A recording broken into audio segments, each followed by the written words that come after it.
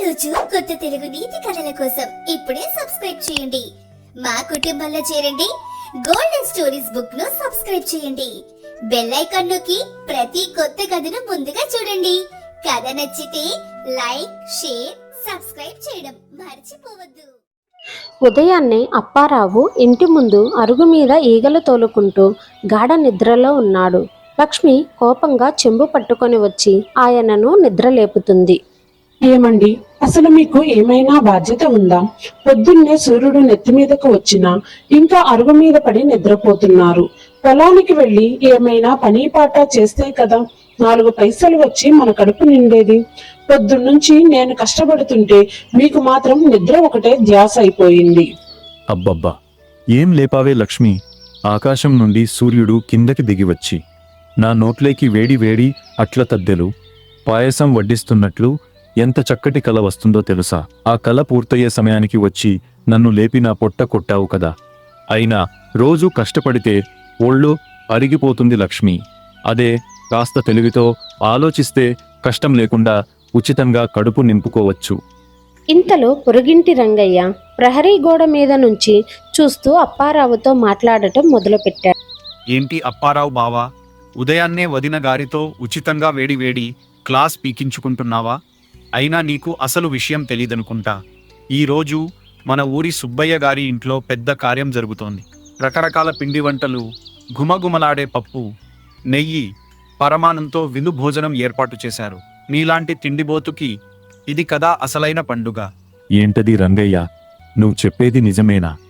పప్పు, నెయ్యి, పరమాన్నమా?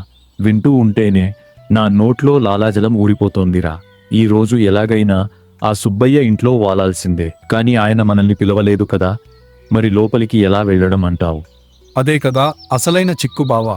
అక్కడికి కేవలం పిలిచిన బంధువులకి మాత్రమే ప్రవేశం ఉందంట. గేటు దగ్గర పెద్ద కాపలదారుడిని కూడా పెట్టారు. నీ తెలివితేటలు ఉపయోగించి అక్కడికి వెళ్ళి తిని చూపిస్తే నిన్ను నిజమైన మేధావి అని ఒప్పుకుంటాను.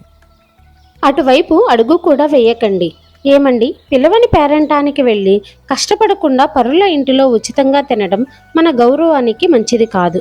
ఆ రంగయ్య చెప్పే మాటలు విని మళ్ళీ ఏదో ఒక ప్రమాదంలో పడకండి. నువ్వు ఊరుకో లక్ష్మి. ఉచిత భోజనం దక్కించుకోవడంలో ఈ అప్పారావుని మించిన మేధావి ఈ చుట్టుపక్కల గ్రామాల్లోనే లేడు. నేను లోపలికి ఎలా వెళ్తానో, కడుపు నిండా ఎలా తిని వస్తానో నువ్వే చూడు. రా రంగయ్య, ఆలస్యం చేస్తే పాయసం ఖాళీ అయిపోతుంది. అప్పారావు, రంగయ్య సుబ్బయ్య ఇంటి ముందుకు వెళ్లారు. ద్వారం వద్ద కాపలాదారుడు అడ్డుకున్నాడు. అయ్యా, కాపలాదారు గారు, నన్ను గుర్తుపట్టలేదా? నేను సుబ్బయ్య గారికి చాలా దగ్గర బంధువుని. ఊరి చివరి నుండి ఆయన క్షేమ సమాచారాలు అడిగి తెలుసుకోవడానికే ప్రత్యేకంగా వచ్చాను. నన్ను వెంటనే లోపలికి వెళ్ళనివ్వండి. చాలా ఆకలిగా ఉంది. అవునా బావా, నువ్వు సుబ్బయ్య గారికి బంధువు అని నాకు ఇప్పటివరకు తెలీదే. ఆయన నిన్ను గుర్తుపట్టి లోపలికి రాణిస్తాడంటావా? నువ్వు నోరుముయ్యి రంగయ్య. నన్ను చూస్తే ఎవరైనా బంధువు అనుకోవాల్సిందే. హే సుబ్బయ్య గారు, నేను మీ పెంపుడు మేకకు గడ్డి వేసిన మీ సొంత అప్పారావుని వచ్చాను చూడండి. లోపల ఉన్న యజమాని వచ్చి అప్పారావు కోతి చేష్టలు చూసి కోపంతో ఊగిపోతూ బయటకు నెట్టేశాడు. హాహాహా, ఏమైంది బావా? లోపలికి వెళ్ళి కడుపు నిండా పాయసం, బూరెలు తిని వచ్చావా ఏంటి? వీపు విరగ్గొట్టుకుని బయటకు వచ్చావేంటి? ఛచ్, ఆ సుబ్బయ్యకి అస్సలు మర్యాద తెలీదు రంగయ్య. నా మాట వినకుండా పాయసానికి బదులు నా వీపుకు గట్టిగా విందు చేసి పంపించాడు. నా అదృష్టం బాగోలేదు అంతే. అప్పారావు నీరసంగా అవమానంతో ఇంటికి తిరిగొస్తాడు. లక్ష్మి ఆయనను చూసి నిట్టూరుస్తుంది. నేను ముందే చెప్పాను కదండి, ఉచితంగా వచ్చే ఏ వస్తువు కూడా మనకి గౌరవాన్ని తేదు. సరికదా, ఉన్న పరువు తీస్తుంది. నా మాట వింటే కదా మీరు. సరే, జరిగింది ఏదో జరిగింది. ఇప్పుడు ఇంట్లో చూస్తే వండటానికి ఒక బియ్యం గింజ కూడా లేదు. ఎకనైనా ఆ సోమరితనం వదిలేసి ఏదో ఒక పనికి వెళ్ళండి. నువ్వు మరీ ఎక్కువగా కంగారు పడకు లక్ష్మి. ఈ అప్పారావు కడుపు ఎప్పుడూ ఖాళీగా ఉండదు. ఎలాగోలా నా తెలివితో ఈ రోజు రాత్రికి మన ఇద్దరికీ తిండి సమకూరుస్తాను చూడు. మరుసటి రోజు రంగయ్య ఒక పెద్ద మామిడి పండ్ల బుట్ట పట్టుకొని వస్తుంటే అప్పారావు కంటపడ్డాడు. అబ్బబ్బా రంగయ్య, ఏమిటా మామిడి పండ్ల వాసన? ఆ బుట్టలో ఉన్న పండ్లు చూస్తుంటేనే నా నోరూరిపోతోందిరా. ఒక్క పండు నా మొహాన పడేయకూడదు. సారీ బావా, ఇవి నా సొంత తోటలో కాసిన మొదటి పంట పండ్లు. ఇవి మా ఇంటికి తీసుకెళ్తున్నాను. నీకు ఉచితంగా ఒక్క పండు కూడా ఇవ్వనుగాక ఇవ్వను. అయ్యో రంగయ్య, నీకు విషయం తెలీదా? ఆ తోటలోని పండ్లపై ఒక పెద్ద విష సర్పం పాకిందని, ఆ పండ్లు తింటే ప్రాణాలకే ప్రమాదమని ఊరి పెద్దగారు అందరినీ హెచ్చరించారు. అయ్యో, నీ ప్రాణం పోతుందని నాకు చాలా భయంగా ఉందిరా. అమ్మో, అవునా బావా? నిజంగానే పాము పాకిందా? నాకు చాలా భయమేస్తోందిరా. ఈ పండ్ల బుట్ట నాకొద్దు. నా ప్రాణం కంటే పండ్లు ఎక్కువ కాదు. నువ్వే తీసుకో బావా. అయ్యో పాపం, నీ ప్రాణాన్ని కాపాడటం నా బాధ్యత రంగయ్య. నీకోసం ఆ విషపు ప్రమాదాన్ని నేను భరిస్తానులే. ఆ బుట్ట ఇలా ఇచ్చేయి. అప్పారావు సంతోషంగా ఆ బుట్ట పట్టుకొని ఇంటికి వెళ్ళాడు. లక్ష్మి అనుమానంగా చూస్తుంది. ఇంతలో రంగయ్య నిజం తెలుసుకొని కోపంగా పరిగెత్తుకుంటూ వస్తాడు. లక్ష్మి, చూసావా? నా తెలివితో ఉచితంగా తీపి మామిడి పండ్ల బుట్ట ఎలా పట్టుకొచ్చాను. ఈ రోజు మనకి పండగే పండగ. రే అప్పారావు, నన్ను పాము పేరు చెప్పి బురిడి కొట్టించి నా పండ్ల బుట్ట కొట్టేస్తావా? నా పండ్లు నాకిచ్చేయి, లేకపోతే నిన్ను వదలను.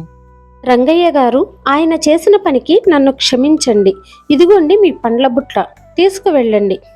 ఏమండి, మన పేదరికం కంటే మీ ఉచిత తిండి బుద్ధి వల్ల ఊరిలో నా తల తెగిపోతుంది.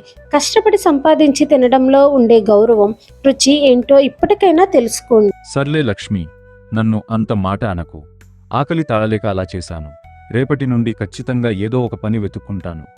అప్పారావు ఆకలితో ఊరి రచ్చబండ వైపు వెళ్ళాడు. అక్కడ గ్రామ పెద్ద కూర్చొని ఉండటం చూసి ఆయన దగ్గరకు వెళ్ళాడు. గ్రామ పెద్దగారికి నమస్కారాలు.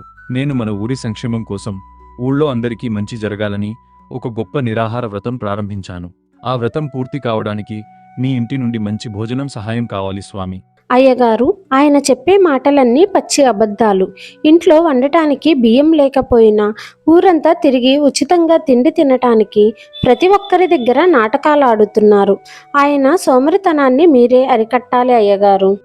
అప్పారావు, నీ భార్య చెప్పేది నిజమేనా? ఉచిత తిండి కోసం ఊరంతా అబద్ధాలు చెప్తూ నీ గౌరవాన్ని నాశనం చేసుకుంటున్నావా? సరే, ఈరోజు సాయంత్రం నా ఇంట్లో గొప్ప విందు ఉంది. కాని నువ్వు ఆ విందు తినాలంటే నా తోటలోని చెత్తనంతా శుభ్రం చేసి 5 పెద్ద గుమ్మడికాయలను మోసి నా ఇంటికి చేర్చాలి. అప్పుడే నీకు విందు లభిస్తుంది. అంత పెద్ద పనా పెద్దగోరు? కానీ భోజనం కోసం తప్పదులే. సరే, చేస్తాను. అప్పారావు రోజంతా తోటలో కష్టపడి చెమటలు చిందిస్తూ పనిచేశాడు. సాయంత్రానికి పని పూర్తయ్యాక గ్రామ పెద్ద ఆయనకు విస్తర వేసి కడుపు నిండా భోజనం వడ్డిస్తాడు. అప్పారావు మొదటి ముద్ద నోట్లో పెట్టుకుంటాడు. అయ్యగారు, ఈరోజు అన్నం ఇంత అమృతంలా రుచిగా ఉందేంటి? మునుపెన్నడూ నేను తిన్న విందుల్లో కూడా ఇంత రుచి చూడలేదు. అప్పారావు, నేను వడ్డించిన పదార్థాల్లో ఏ మార్పు లేదు. మార్పు నీ ఆలోచనలో వచ్చింది. కష్టపడి చెమట చిందించి సంపాదించిన అన్నంలో ఉండే తృప్తి, సంతోషం ఉచితంగా వచ్చే ఏ విందులోనూ ఉండవు. నాకు నిజంగా కళ్ళు తెరిపించారు పెద్దగోరు. ఉచితంగా వచ్చే తిండి కోసం నా పరువు, నా భార్య గౌరవం బజారిన పడేశాను. ఇకపై ఎప్పుడు సోమరిగా ఉండను. నా సొంత కష్టంతోనే జీవిస్తాను. నీతి: ఉచితంగా లభించే విందు కన్నా సొంతగా కష్టపడి సంపాదించిన గంజికూడి మిక్కిలి రుచికరమైనది మరియు గౌరవప్రదమైనది.